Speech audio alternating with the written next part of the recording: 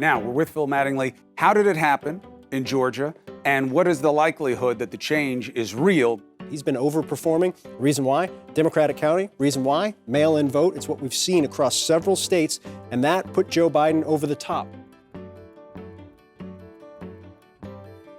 I've never been a part of something that was so all-consuming for such a long period of time, right? You're not tired because the information and the data, and I think the stakes of what we're doing and what we're trying to do are all so intense that you almost can't remove yourself from it.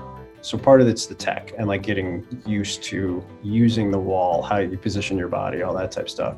The biggest thing is the knowledge of the map, right? You know the counties, you know, you narrow it down a little bit because you know the battleground states, you know the states that are going to be important. Think back to 2016, Ohio. Donald Trump looked like he took it off the swing state map. I'm an Ohioan. I was stunned by the margin in the state of Ohio. There are so many smart people at Ohio State who are willing to help you. You know, professors that, you know, when I needed letters of recommendation or I needed some help or I needed some advice, you can do anything. You know, I picked up the phone and called the Lantern, and 2 days later, 3 days later, I was covering a speech. And a week after that, all of a sudden I was a beat writer for the hockey team.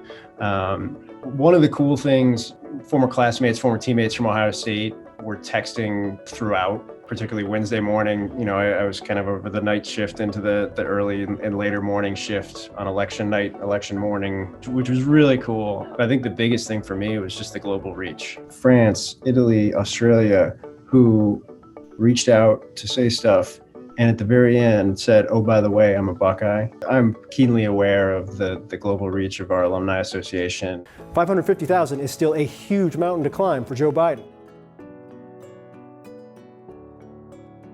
What we had done was put on basically 170 consecutive hours of seamless programming that was just packed full of information that people needed to know. And I felt like I played a part in that. Not the central part or the crucial part, but a part. And I think that professionally meant a ton for me, particularly at this time. I think we're all kind of on to the next pretty quick because it doesn't slow down. If there's anything we've learned in the last 5 years, nothing slows down here.